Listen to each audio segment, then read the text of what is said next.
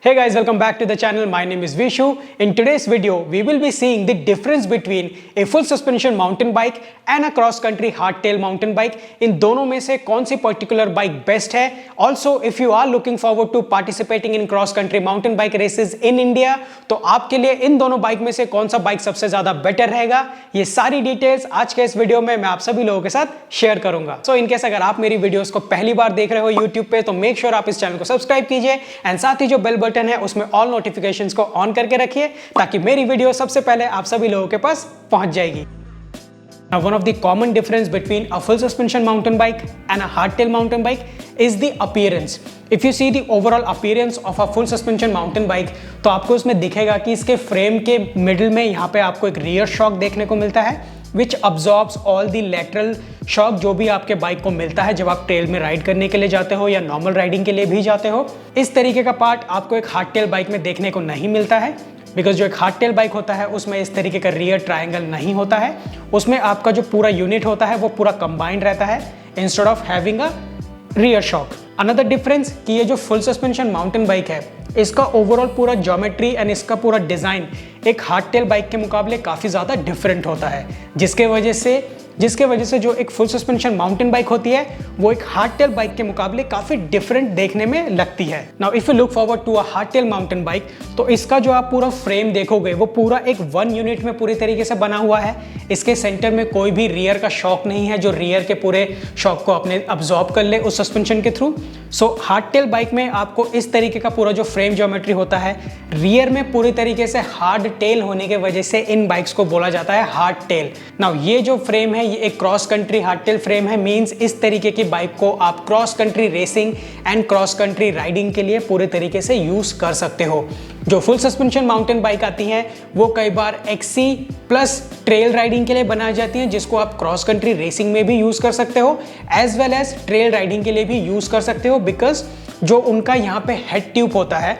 For an example ये जो XC हार्डटेल है इसका जो यहाँ पे हेड ट्यूब का एंगल है this would be around 69 degree which is very common in cross country hardtail. but जो full suspension बाइक होती है वो क्रॉस कंट्री प्लस ट्रेल्स के लिए ओरिएंटेड होती है तो उनका जो ये हेड ट्यूब का एंगल होता है वो 67 से लेके 66.5 डिग्री तक के एंगल का हो सकता है. दैट इज द रीजन कि आपको mostly cross country hardtail mountain bikes में 100 mm का फ्रंट सस्पेंशन देखने को मिलता है और जो cross country plus trail riding की जो फुल सस्पेंशन बाइक्स होती हैं उसमें आपको मिनिमम 120 mm का सस्पेंशन फोक देखने को मिलता है. नाउ दैट इज डिफरेंट कि अभी लेटेस्ट जितनी भी बाइक्स आ रही हैं वो ज़्यादातर 120 mm के सस्पेंशन फोक के साथ ही आ रही हैं जिसको आप अपने हिसाब से पूरे तरीके से चेंज भी कर सकते हो. Now you know the appearance difference of a full suspension mountain bike and a cross country hardtail mountain bike. Now एक जो फुल सस्पेंशन माउंटेन बाइक होती है they are heavy than a hardtail mountain bike.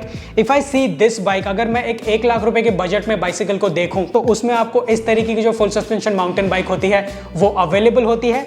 Generally इस तरीके के full suspension mountain bike का जो हमारी इंडिया में अवेलेबल है उसका वेट होता है अराउंड 14.5 किलोग्राम से 15.5 किलोग्राम्स के बीच में which is quite heavy for a cross country XC racing because जितना ज़्यादा आपकी बाइक हैवी होगी उतना ही आपको डिफिकल्टी होगा जब आप क्लाइंब पे अपनी बाइक को लेके रेस में पार्टिसिपेट करोगे बिकॉज क्लाइंबिंग में आपकी बाइक जितनी ज़्यादा हल्की होगी उतना ही एडवांटेज आपको मिलता है. येस इट इज़ ट्रू कि डाउनहिल सेक्शन में थोड़ा सा हैवी वेट होने के वजह से एंड रियर में सस्पेंशन होने के वजह से आपको जो स्पीड है वो काफ़ी अच्छा मिलेगा. Now on the other hand जो एक हार्डटेल माउंटेन बाइक होती है these are quite light weight. For an example अभी जो मेरे हाथ में बाइक है ये भी अंडर 1 लाख रुपीज़ के बजट के अंदर इस तरीके की बाइक मिल जाती है. तो इसका जो वेट है दैट इज अराउंड 11.5 किलोग्राम्स जो कि एक फुल सस्पेंशन माउंटेन बाइक से ऑलमोस्ट 4 किलोग्राम्स लेसर है. दैट इज वाई इस तरीके की जो हार्डटेल बाइक्स होती हैं इनको राइड करना क्लाइंब पे काफ़ी ज़्यादा ईजी होता है एंड डाउनहिल्स में भी इसको राइड करना काफ़ी हद तक ईजी हो जाता है. But yes as I said earlier कि रियर एंड में शॉक ना होने की वजह से डाउनहिल सेक्शंस में ये जो बाइक्स होती हैं बहुत ज़्यादा शॉक को अब्जॉर्ब करती है जो आपके पूरे बॉडी तक ट्रांसफर होता है. एक फुल सस्पेंशन माउंटेन बाइक का जो सर्विस होता है that is quite expensive because as compare to a hardtail mountain bike जो पार्ट्स एक हार्डटेल माउंटेन बाइक में अवेलेबल है वो सेम पार्ट्स आपको एक फुल सस्पेंशन माउंटेन बाइक में अवेलेबल होता है. हाउएवर द एडिशनल कॉस्ट जो आपका होता है वो आपका जुड़ जाता है एक रियर शॉक के वजह से एज वेल एज जितने भी यहाँ पे बेयरिंग्स हैं पिवट बेयरिंग्स हैं साथ ही साथ यहाँ पे आपकी जो बुशिंग्स होती हैं आपके पूरे रियर ट्राइंगल में इसको भी टाइम टू टाइम आपको रिप्लेस करवाना पड़ता है, जिसके वजह से जो ओवरऑल एक फुल सस्पेंशन बाइक की जो सर्विस की कॉस्टिंग होती है वो एक हार्डटेल बाइक के मुकाबले काफ़ी ज़्यादा बढ़ जाती है। Also considering the current situation in our country, जो एक फुल सस्पेंशन माउंटेन बाइक की जो यहाँ पे बुशिंग्स होती हैं एंड जो यहाँ पे पिवट की बेयरिंग्स होती हैं उसका मिलना बहुत ही ज़्यादा मुश्किल हो जाता है। कई बार हम लोगों को इसके जो पार्ट्स होते हैं वो आउट ऑफ इंडिया से इंपोर्ट करना पड़ता है, जिसके वजह से उस पर इंपोर्ट ड्यूटी लगती है एंड जो ओवरऑल कॉस्टिंग होता है वो कई बार बढ़ जाता है। तो इस तरीके का जो ओवरऑल कॉस्ट है वो आपको एक हार्डटेल बाइक में नहीं मिलता है। हार्डटेल बाइक्स एक फुल सस्पेंशन माउंटेन बाइक के मुकाबले काफ़ी ज़्यादा सस्ती पड़ती है in terms of servicing and overall cost में भी। Now if you are someone जो माउंटेन एरियाज में रहता है जहाँ पे काफ़ी माउंटेन्स एंड ट्रेल्स काफ़ी अच्छे तरीके से अवेलेबल है, आई वुड 100% रिकमेंड यू कि आप एक फुल सस्पेंशन माउंटेन बाइक को ही अपने एरिया के लिए खरीदो, because you will be able to explore and enjoy the trails more on a full suspension mountain bike as compare to a हार्डटेल।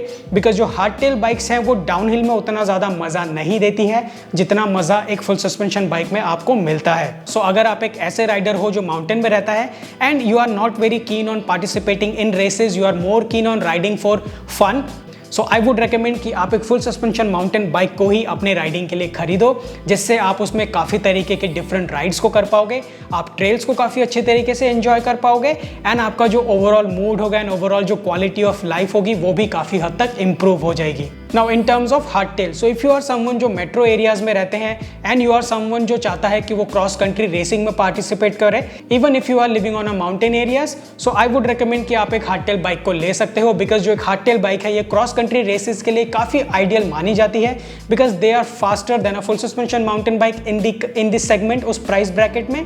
If you have better budget, so obviously जो full suspension bikes होती है वो भी हार्डटेल bike के बराबर ही wait में आ जाती है। But if you have a budget of, suppose करो आपका जो बजट है वो ओवरऑल 1 लाख के बीच में है, सो आई वुड रिकमेंड कि अपनी क्रॉस कंट्री रेसिंग एंड अपने राइडिंग के लिए आप एक हार्डटेल बाइक को खरीद सकते हो उस बजट में। But if you are someone जिसको क्रॉस कंट्री रेसिंग में पार्टिसिपेट नहीं करना है तो आप एक फुल सस्पेंशन माउंटेन बाइक की तरफ जा सकते हो। और if you are someone who can afford, I would recommend कि आप दोनों बाइक्स को खरीदो, so that you can participate on race with a hardtail bike and you can enjoy the trails with a full suspension mountain bike.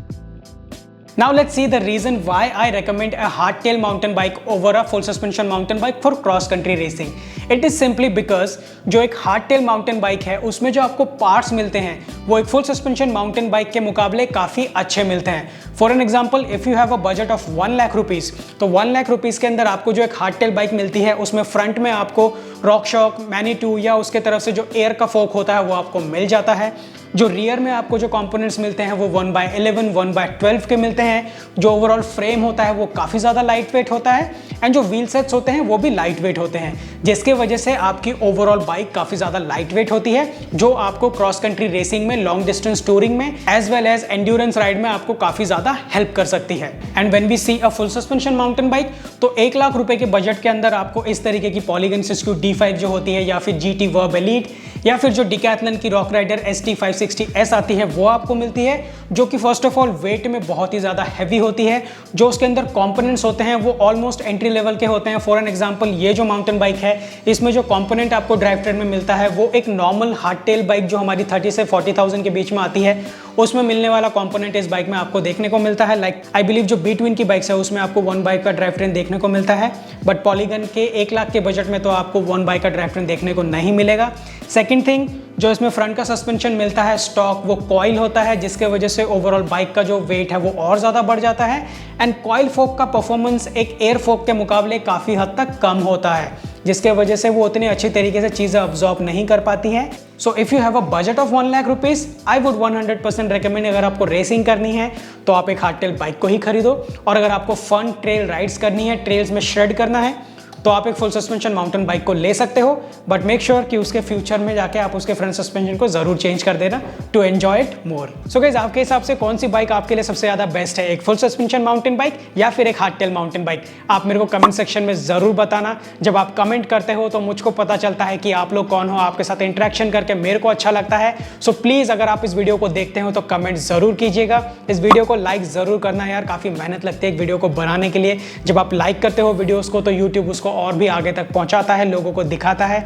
तो इस video को like ज़रूर करना एंड शेयर कीजिए एंड इस चैनल को सब्सक्राइब कीजिए अगर आपने अभी तक इस चैनल को सब्सक्राइब नहीं किया है। तो ऐसी और भी वीडियोज़ को देखने के लिए बेल बटन को भी प्रेस करके रखिए। And in case if you want to see some more updates regarding me कि बैकएंड में क्या होता है, आप मेरे को मेरे इंस्टाग्राम हैंडल @cycleriderroy वहाँ पे आप फॉलो कर सकते हो।